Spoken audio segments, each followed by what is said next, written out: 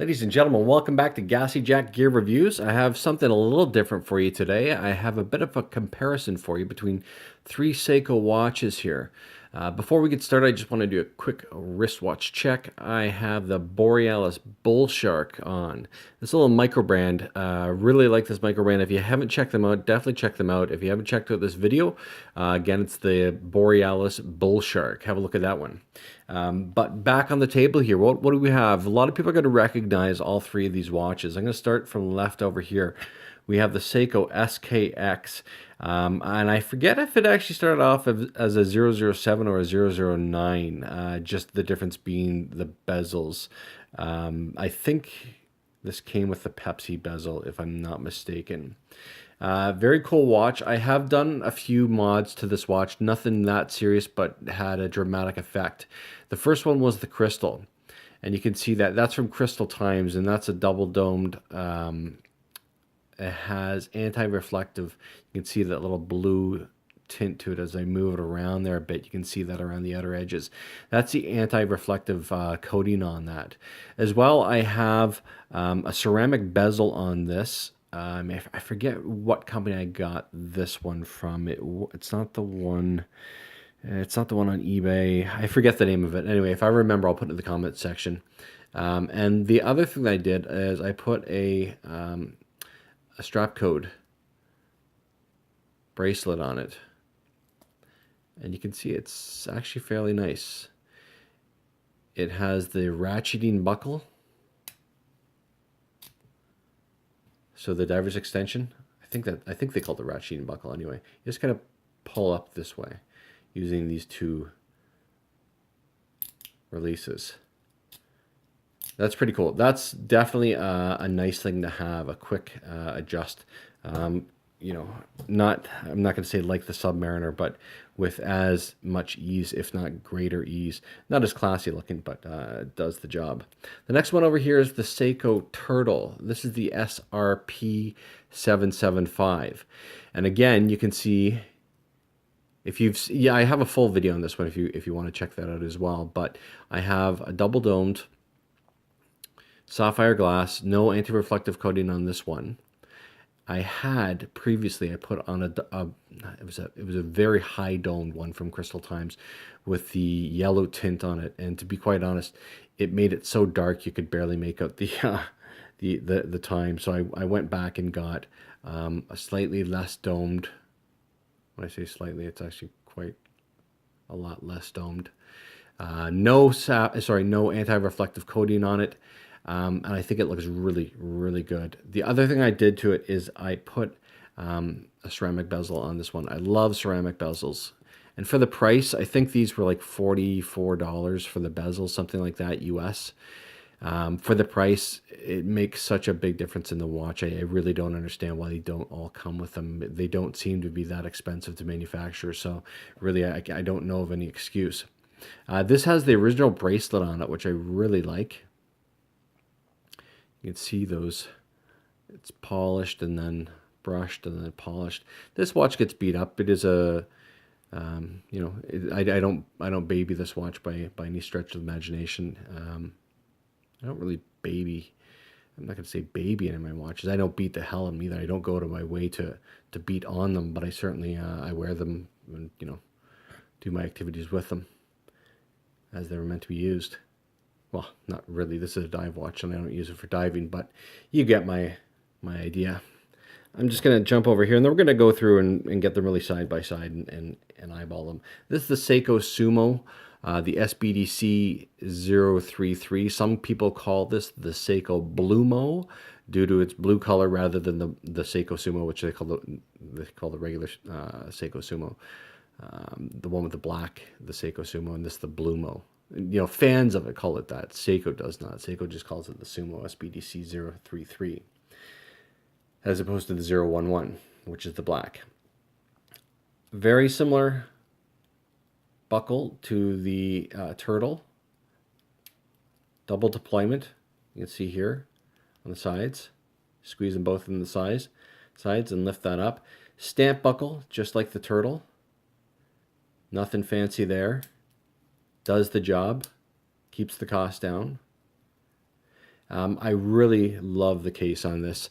My least favorite case out of the three of these would be the SKX. This, man, it's hard to say. This or the Turtle. This, I don't know if you haven't worn this, if you haven't held this, if you haven't seen it up close, I'm not sure whether videos do it justice or not, but it just is such a nice case. And I'm going to put this down. I'm going to run through some of the stats on the cases. I have my little paper beside me, so I'll fumble around with this off to the side. The Seiko SKX, the width, not including the crown, and you can see the crowns on all of these are at the 4 o'clock position. I believe that's so it doesn't dig into your wrist when you move your hand up like this. You can see this one's at the 3 o'clock position, and if you wore it closer to your hand, which I don't, it could probably get you in the wrist there quite a bit or in the hand quite a bit. Not a big problem for me. 42.5 diameter, like I said, not including the crown, whereas the Turtle is 44.3 millimeters across, and the Seiko Sumo there to the right is 44.5. So we have 42.5, 44.3, 44.5, so the Seiko Sumo being the largest, not off by much. The Seiko Turtle comes in a close second, and the third comes in the SKX, the third largest. I'll be honest, when you see the Seiko Turtle and the Seiko Sumo, I might as well do that right now. When you see these two side by side, I'll put them like that. There. When you see them side by side, sometimes that Seiko Turtle can actually look bigger because the lug to lug is not as long as the lug to lug on this. Surprisingly, that longer lug to lug actually makes this watch fit on the wrist, believe it or not, smaller than you would imagine. I have slender, like 6 7/8, between 6 3/4 and 6 7/8 inch wrists. Now I wear them higher because I have that nub on my wrist, as some people have, right there. So I wear this right behind that. So I do wear my watches fairly high by most people's standards, I think, and maybe that's what it does. Makes the watch seem a bit smaller on my wrist. Whatever the case, that Sumo actually does wear really, really nice. It's not too big of a watch. If you're sitting there with like 6.5 inch wrists, I think you could still pull it off. That'd be the smallest I would probably say is 6.5 inch wrist for that Sumo. The Turtle, you could go even smaller, as could you with the SKX.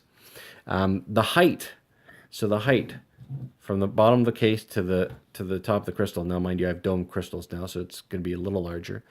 But the Seiko SKX is 13.25, 14 millimeters thick on the Seiko Turtle, and we have 13.5 on the Seiko Sumo.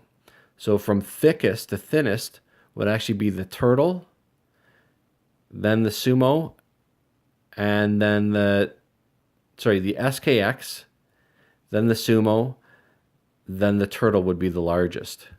So 13.25, 13.5, 14 millimeters thick. Lug to lug. The SKX lug to lug is 46 from that lug to the end of that lug, 46. The Seiko Turtle is 48 from lug to lug, and the Seiko Sumo is 52 from lug to lug. So we have 46, 48, jumping all the way up to 52. So we jumped up from SKX to Turtle 2 millimeters, and then 4 millimeters from the Turtle to the Sumo. That's quite a jump. So let's take the smallest and the largest, and we'll put those kind of side by side. Let me get my fingers out of the way here. Here, let's do it this way. Kind of side by side.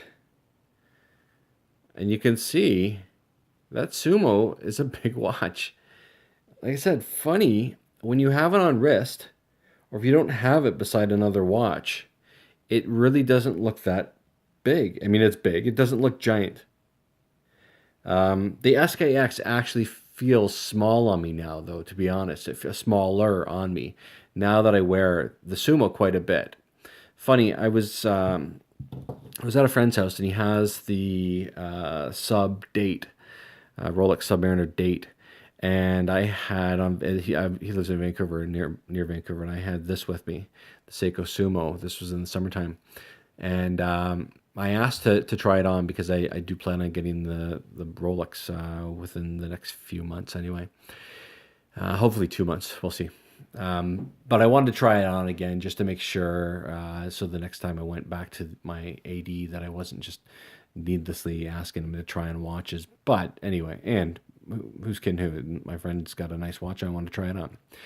So funny enough, we have the same wrist size. And so I tried on a sub. He tried on this. He's like, and he did comment on the fact that it is a big watch, but it doesn't. When I think of a big watch, I think of a watch that looks just out of place big, and the Seiko Sumo is not that watch. It actually looks very at home on the wrist. In fact, I'm just gonna put it on my wrist right now and take off my Borealis bull shark there, and put the Seiko Sumo on, just to show you. I'll show each one of these. I'll just kind of go through, but you can see it just curves around so nicely. It looks completely at home. And mind you, if you've ever done videos, you'll know that watches on video look much bigger than they do in person. So this watch, I'm telling you right now, great size. They really did a great job at controlling the size of this watch, if that's a good term. Okay, I'm going to jump over here. I'm going to put on the Seiko Turtle.